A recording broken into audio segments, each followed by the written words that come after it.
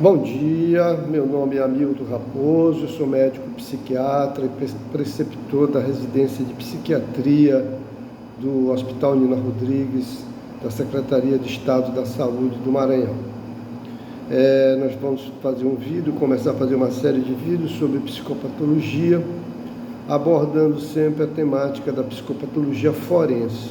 Mas hoje nós vamos conversar sobre psicopatologia geral, sobre conceitos em psicopatologia geral. Bem, o que se pretende realmente estudar com a psicopatologia?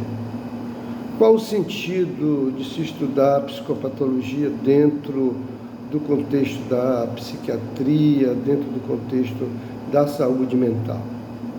Foucault traz um conceito muito próprio, muito pessoal para a psicologia que ele chama de biopoder, que seriam práticas estabelecidas pelo Estado constituído, pelo Estado de Direito e pelos saberes científicos para subjugarem as populações, isto é, para rotularem um grupo social como anormais ou como patológicos.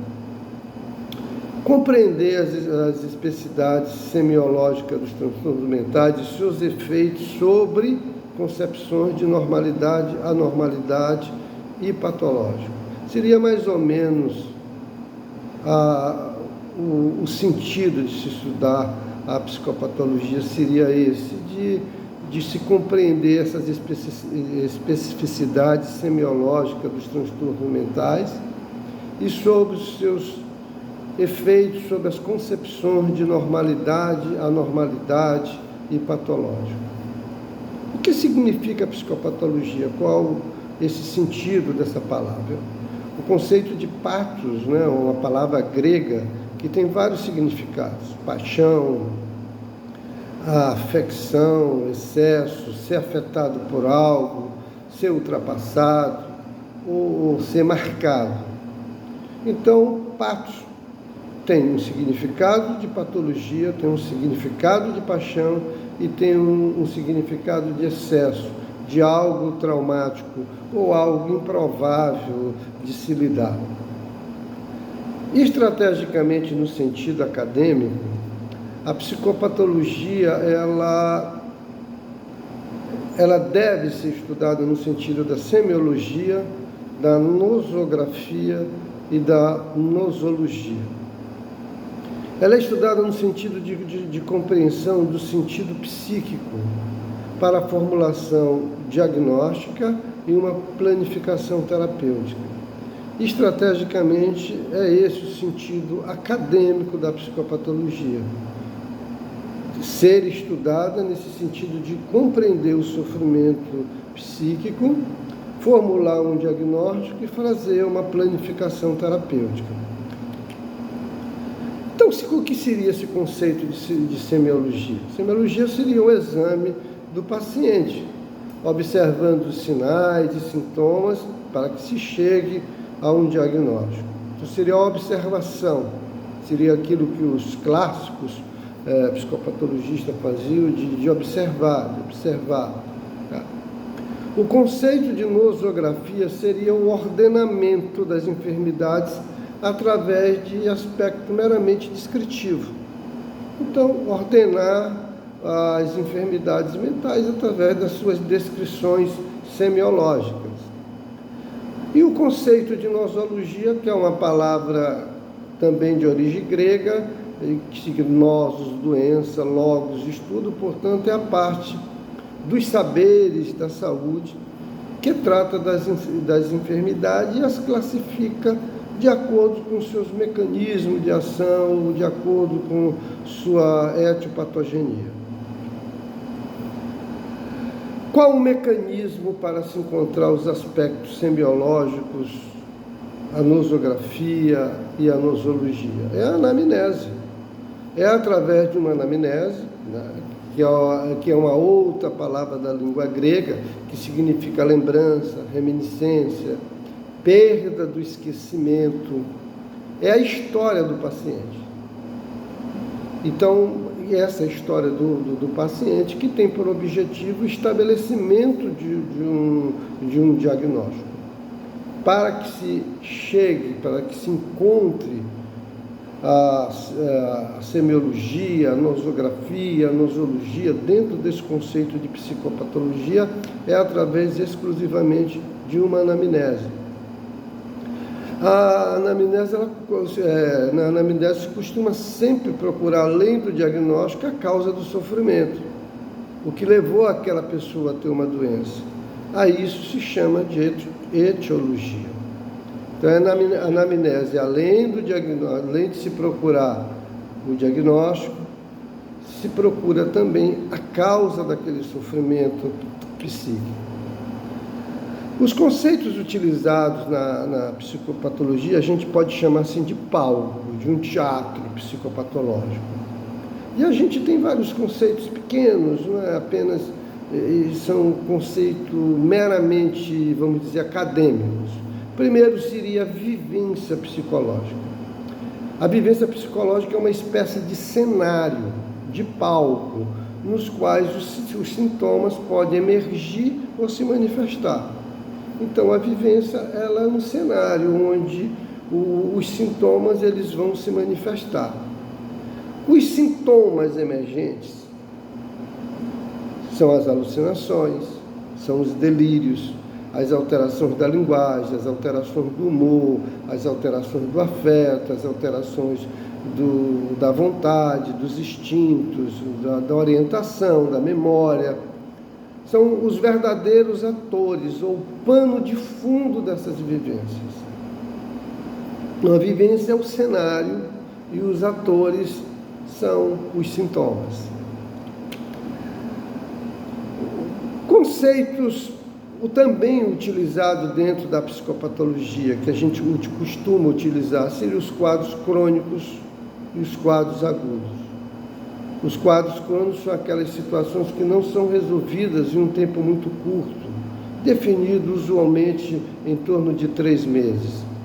Os quadros agudos são aqueles que têm um curso mais acelerado, implicando em um grande mal-estar no paciente, afetando claramente a qualidade de vida dos pacientes. Geralmente são resolvidos de um curto espaço de tempo.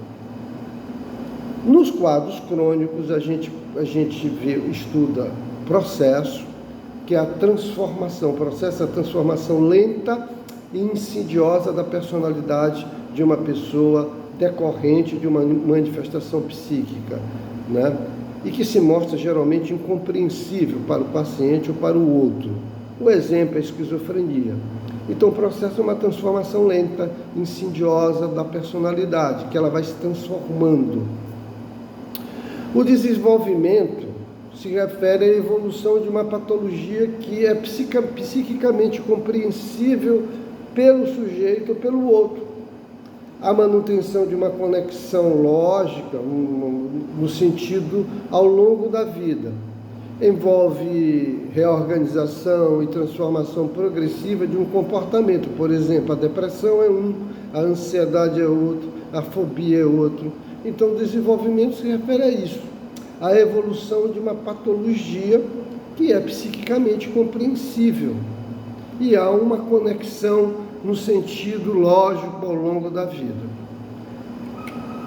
Nos quadros agudos, a gente vai considerar a crise, o ataque, que observa o surgimento e a remissão abrupta dos sintomas, que duram minutos ou hora. Então, crise, o ataque, observa-se um surgimento da crise e a remissão rápida, durando minutos ou hora. Por exemplo, a gente tem as crises epiléticas, os ataques de pânico, a agitação psicomotora.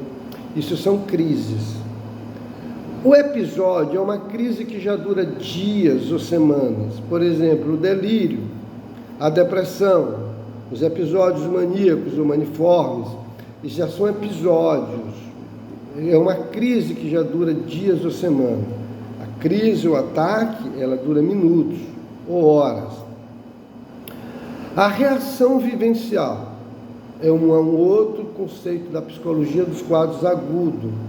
é um fenômeno psiquicamente compreensível para quem é acometido e também para o outro. Ela é desencadeada geralmente por eventos vitais significativos. A reação vivencial, término de um relacionamento, a reação vivencial, perdas, a reação vivencial, crises financeiras, crises pessoais, crises familiares. Isso são reações, são fenômenos psicamente compreensíveis para quem é acometido. Ela surge após uma situação, após um evento vital significativo. Ainda sob fases agudas, a gente tem a fase que designa um episódio de mania ou de depressão nos transtornos afetivos e pode durar semanas ou meses. Então, fase maníaca, fase depressiva. Isso são características principalmente observadas nos episódios dos transtornos afetivos bipolar. Surto é ocorrência aguda, instalada de forma surpreendente e repentina, exibindo um quadro incompreensível para o paciente. O surto é uma coisa aguda, instalada de forma muito repentina. Então, pode ser, nós temos um surto psicótico, uma pessoa que tem um quadro, um transtorno psiquiátrico e de repente ela se descompensa. Isso é um surto. Então, ocorrência aguda, instalada de forma surpreendente e repentina, exibindo um quadro incompreensível para o paciente. Alguns outros conceitos para terminar, a gente tem os pródromos, são sintomas às vezes imperceptíveis para a família, para quem convive com o paciente e para o paciente, que normalmente antecede a fase ou a um surto. Então, os pródromos são sintomas que eles estão presentes, mas que não são perceptíveis pelas pessoas que estão ao redor do paciente. E a síndrome são agrupamentos relativamente constantes e estáveis de determinados sinais e sintomas. Então, síndrome é um conjunto de sinais e sintomas. Basicamente, são esses conceitos básicos e iniciais que nós vamos iniciando esse bate-papo sobre psicopatologia, mas voltada para a psicopatologia forense. E hoje nós abordamos esses conceitos gerais que se costuma utilizar dentro da psiquiatria e dentro da psicopatologia geral. Muito obrigado e até a próxima.